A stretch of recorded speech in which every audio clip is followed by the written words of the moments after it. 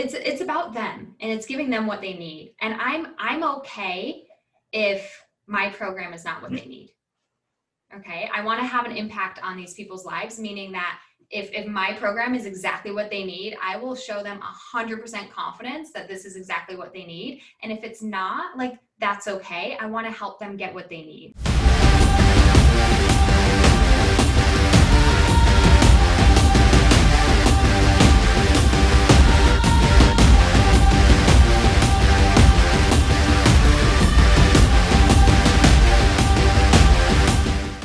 Friends, family, coaches of all ages and niches, I am Hanna Hermanson. If we haven't gotten to meet before, I am our lead success coach with our Accelerator Mastermind, which is our year-long program that helps coaches not just start, but scale their business to reach the masses and the income and the impact and the freedom that the coaches in our program are looking for.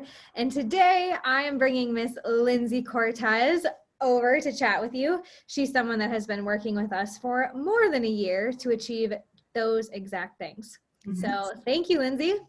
Yeah, you're welcome. Yeah. If I were in an elevator with you and we didn't know each other, what would you tell me that you do? Give us the quick elevator pitch. Yeah.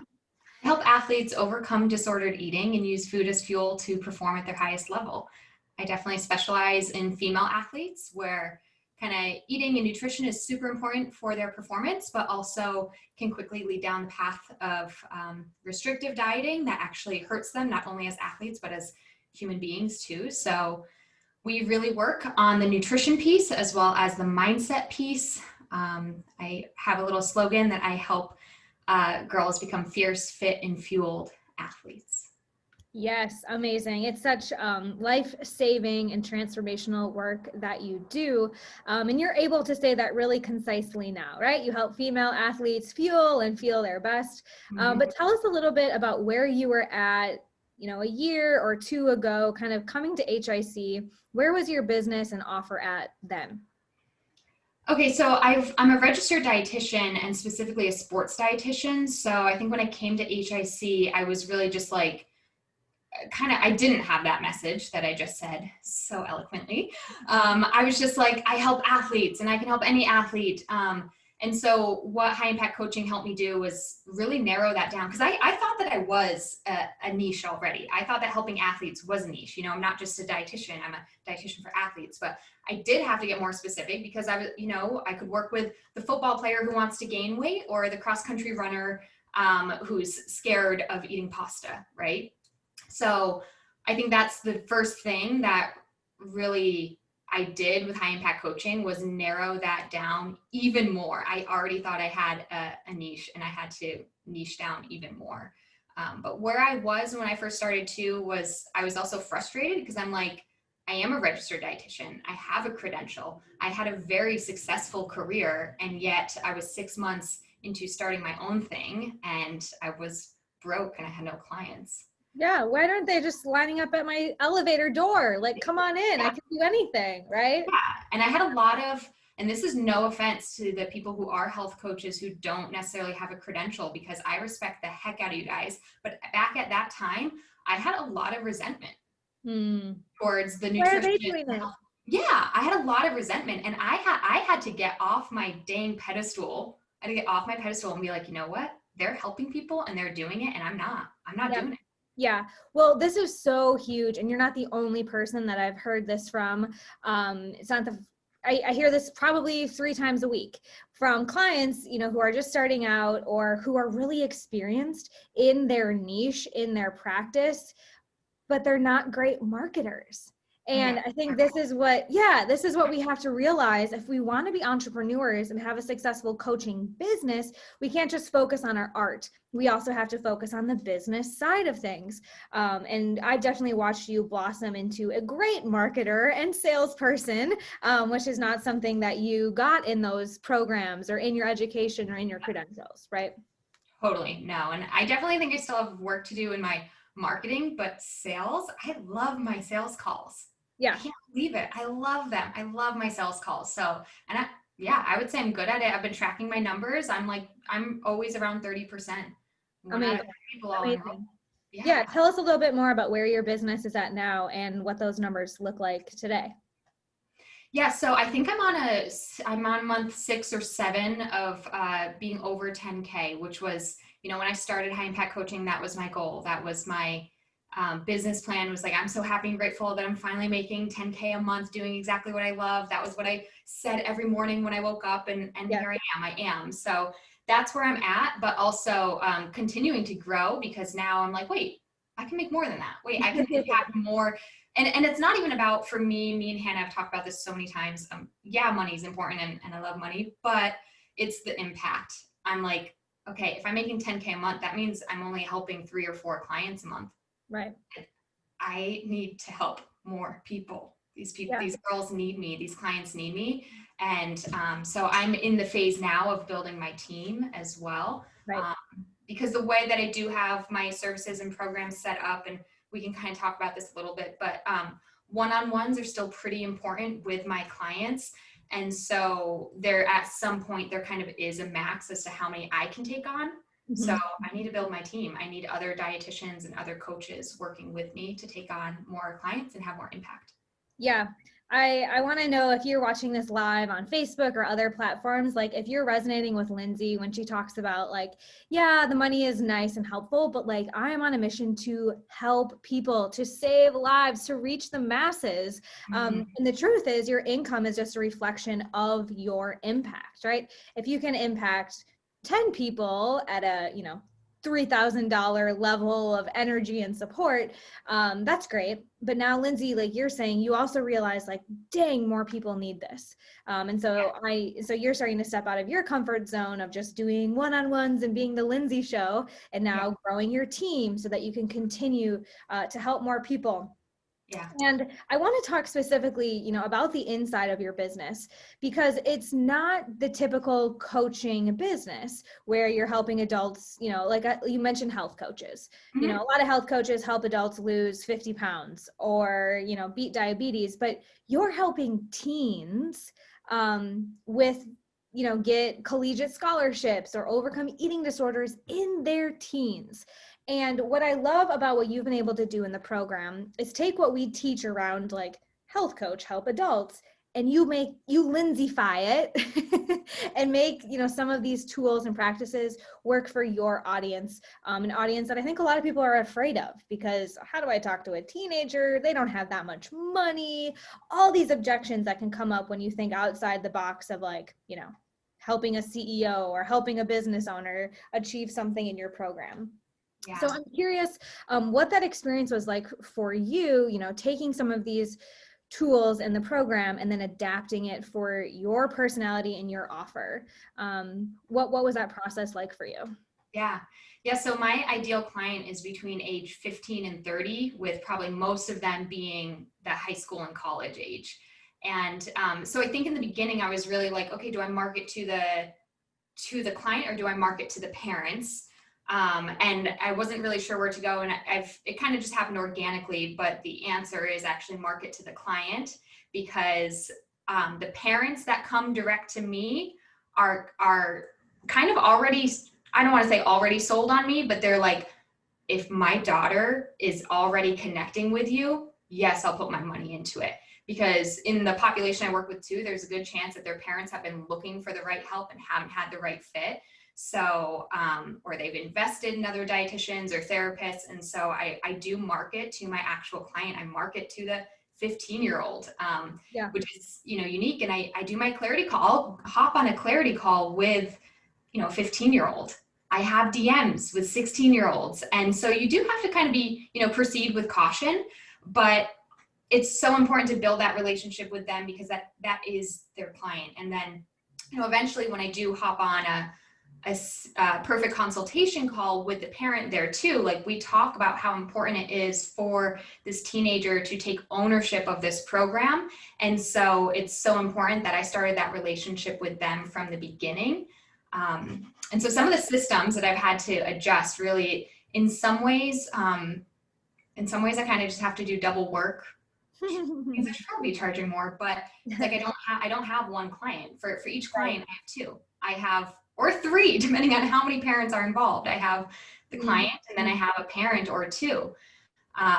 So I'll hop on a clarity call with the client, with this young girl or young athlete, and then I have to, on the clarity call, ask the question, like, do your parents know, or do you have anybody else in your life that knows that you're looking for help with this? And if they say, yeah, my mom knows, then I proceed with, okay, let's set up the perfect consultation with them as well. But half of my clarity calls, they say, no, my parents have no clue. I have no clue that they're struggling with this. And I have to kind of be that mediator, and I've had to have patience. Like my time from clarity call to consultation call, it might not be the 1 or 2 day turnaround, because I'm doing a little bit of, okay, I'm going to I created a video about how to talk to your parents if you need help. Yeah. Right. So I send them that resource, and then I follow up with them a day later. Did you have that conversation? How did it go? I might even be sending a text message to a parent saying, like, hey, just so you know, like, I'm Lindsey, I'm a real person. Here's my website. Talk to your daughter through Instagram. I'm not some sketchy Instagram person. Like, I'm real, and I have to show them my authority. Yeah. And make sure that I'm somebody they trust, because they're just like, my daughter just talked to this person on Instagram and hopped on the phone. Yeah. Right? Yeah, and it might feel sometimes like you're working double time, but what I hear is that you were in enough action to identify the gaps that you needed to fill. So instead of just going from like, here I am, coach, come work with me, come talk to me, you had to figure out, okay, there's a few extra steps that need to happen to get a parent on board. Okay, and now there might be an objection that comes up, so I'm going to handle that before it becomes a problem. And I think that I want all of our coaches listening to hear this, that you can take a framework that's worked for other people that we're teaching you, but once you implement it, you have to be willing to iterate it. Okay, this is not just a copy and paste business in a box thing. If it were that, then this would be no fun, right? The fun of it is figuring out who do I target, right? Like Lindsey's saying, is it parents or the adolescent or the client? No, I'm going to talk to the client, because that's who I connect with. Now I just have to fill in some of these gaps, add some different steps in my sales process to make it work for these families that you end up working with. It's a huge takeaway there. Yeah, I love how you said that, fill in the gaps, because again, the system of the seed model, connect, engage, enroll, deliver, like that works, but I'm filling in the gap where, okay, so where do I need to connect with the parents? Where do I need to engage there? Like, what's missing there? And here's the thing too, when you are working, if anybody else is interested in working with teens or college age, because even though they might be 18, 19, but okay, are they financially independent, right? So it's still important to get that parent on the phone. They have different heaven and hells, right? So I've found that in filling the gap, I'm sometimes like the mediator between the client, the client and the parent.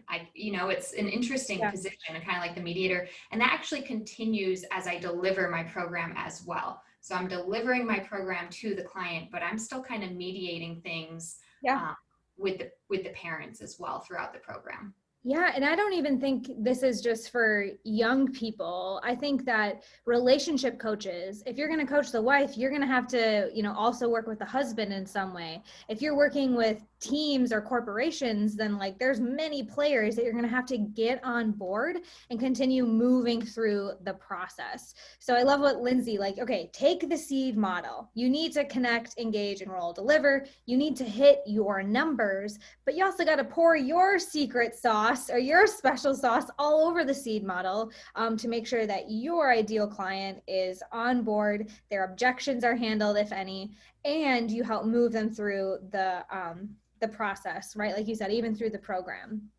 And I think this is really the CEO mindset, right? The student mindset got you to a certain point where you're certified and you knew the things, but you weren't maybe growing the way you wanted to grow. And this is where the CEO mindset has to take over the student, right? You took the basics, and then the CEO is the one who pours that sauce to make it work for you. And I think one of a great example of you being a CEO more than a student was a sales call you had this year that was all sorts of challenge, all sorts of unwritten things happening. You know, there was no playbook for having an international client and parents who didn't speak English. So talk to us about that process of just showing up and being the CEO in a difficult sales situation this year. Totally. Sorry if my dog started barking in the background. We just got like a FedEx delivery. Oh, it's the work from home vibe. We all get it. Yeah, so the dogs are barking during a live Facebook, but yes, so that was definitely okay. I've had two probably like such challenging perfect consultations, and really where I was so impressed with myself. Like I went live in the accelerator group and I'm like, I can't believe I just did that, right? And yeah, one of them when I had a 16-year-old reach out to me, say I'm connecting with her, I'm engaging with her, she wants to work with me, need to get a parent on the phone. The parents don't speak English.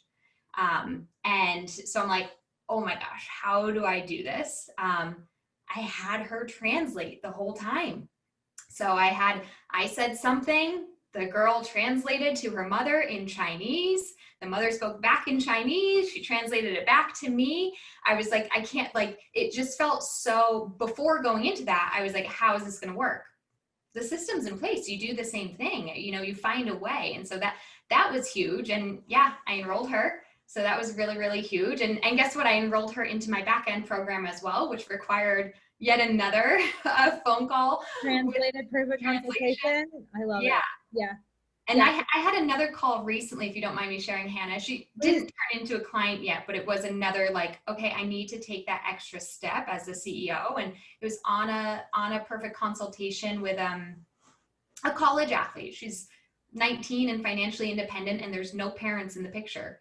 Mm-hmm. And I've sold her. She wants to work with me. It's just finding a way with the money. And on our consultation call, I walked her through the steps of how to apply for a credit card, how to set up a GoFundMe. It's like just thinking outside the box, because with certain clients and those money objections too, it's like, you know, what is it going to take? How can you think outside the box? And she's not yet a client, but she will be, because she's got her GoFundMe page up now. This is a high impact coach, you guys, right? Like you are on such a mission, Lindsey, to help these people who know they need help, get resourceful, get out of their comfort zone. And, you know, even just in this sales conversation you've had with this individual, look at how much she's learned, look at how much she's moving out of her comfort zone and into transformation. And I think this is why you love sales calls so much, because you're not thinking about it as a dollar bill at the end of the phone call. You're thinking about it as part of your mission and saving lives, or right, like helping these people make a transformation. So talk to us a little bit more about, you know, this sales mindset that you've been able to develop over the years. You said at the beginning, now you love it. Where do you think that this kind of, you know, embrace of sales is coming from for you right now? Oh my gosh. Well, I don't know. I just continuing to put in the work with you guys and your, you know, great leadership and coaching, and, you know, Cahal's been huge in guiding me on sales, but ultimately just knowing, you know, it's not about me. It is about it's about them, and it's giving them what they need. And I'm okay if my program is not what they need. Okay, I want to have an impact on these people's lives, meaning that if my program is exactly what they need, I will show them 100% confidence that this is exactly what they need. And if it's not, like, that's okay. I want to help them get what they need, right? So even with this girl who, you know, isn't a client yet, but because she has no money, whether the help she needs, whether it's me or anybody else, it comes from probably getting a credit card, right? So like, how can I help this person get what they need? And of course, I think that it's working with me, but just really having, I don't know, just coming to terms with, I'm here to help people get what they need. I'm not here to make money. Yeah. So I'm hearing, it's simple, but it took so long to get there. Yeah. I know, because I'm hearing 2019 Lindsey in my ear, and other coaches who are newer to this, like really showing up and like, you know, it's not about you, that mindset takes time to build that, because we all have such weird thoughts about money and Yeah. or worthiness, right? So I'm going to just role play with you. Okay. I'm 2019 Lindsey asking you, Coach Hanna Hermanson, oh God, I have this girl. I know I could help her. She just doesn't have money. Should I just give it to her for free or do it for $200? Like, I know I can help her, but she doesn't have the money. What would you say? I would say that you change people's lives, and your work in this transformational program will is priceless. It is priceless. And so giving it away for free actually devalues that. It devalues how you're going to change their life. And that, quite frankly, for them to recognize that and be ready for this life-changing transformation, they have to be ready to commit as well and do whatever it takes. So hopefully. Well, that was priceless, Coach Lindsey 2020. And I think that's just so important because you heard that from us before. You Yeah. studied that, like it made a Pinterest quote type of sense to you, like you got it. But I think it's been and you correct me if I'm wrong, has it been in taking the action and working with folks who pay you your worth that you've really come to understand that people who pay attention?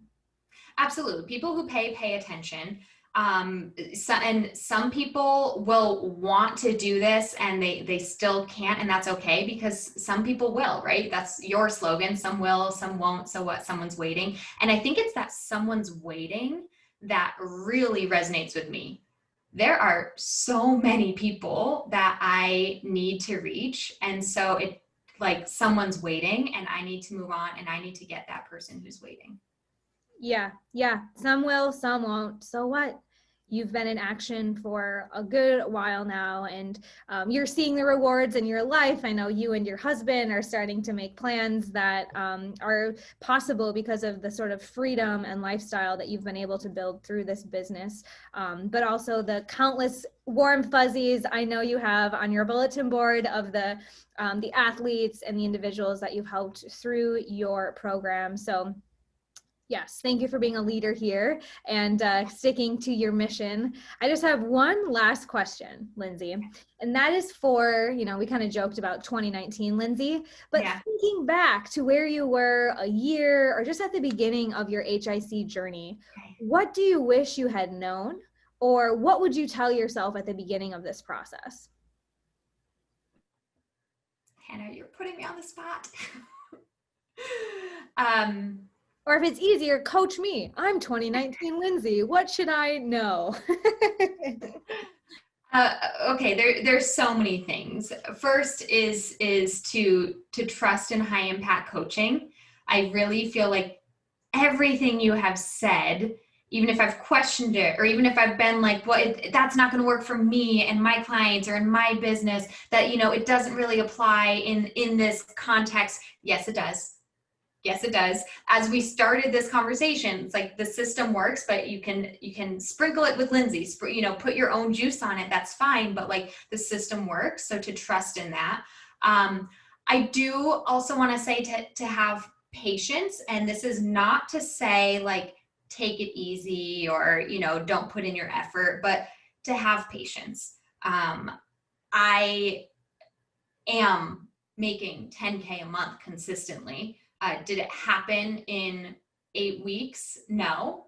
I enrolled in the launch program. I enrolled a high ticket client right away. So it's like, okay, this works, but it still like takes time to build and gain that confidence. So have patience with that, but like keep hustling. Don't slack there. The third thing I would say is that mindset work. I'm on a personal level, like I'm somebody who's always in mindset work. Like I found yoga when I was 18, and it wasn't for exercise, it was for mental health. I've learned meditation, this and that, but it's like, no, mindset over money. Mindset on how to show up on a coaching call and be a boss. Mindset on how to delegate work.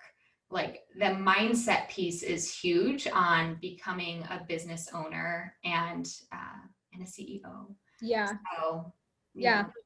I love that because I see entrepreneurship as the best course in personal development because like you said, like, okay, cool, I can learn how to love sales. It was a mindset thing, but now you're working on the mindset of like leading a team and scaling to the masses. It's not just like you figured out how to take care of yourself at one level of the game because every level is that different need of mindset work. So you and I are both running fans. We love to run. I'm surprised you didn't drop the marathon over a sprint Oh yeah. sort of sentiment, but that's what I'm getting from you. That's what I'm getting from you.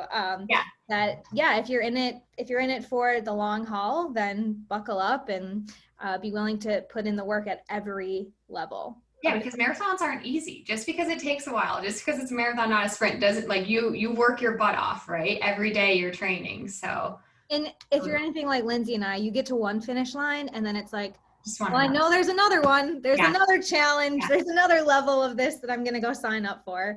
And again, that's really what it means to be a high impact coach, to be looking and leaning into that growth and making it your own, pouring your sauce over the systems.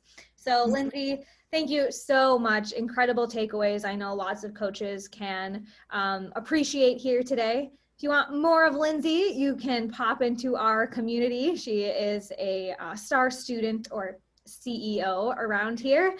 So you can definitely connect with us in our Facebook groups, High Impact Coaching 2.0. All right, Lindsey, thank you so much. Thank you, Hannah. Bye.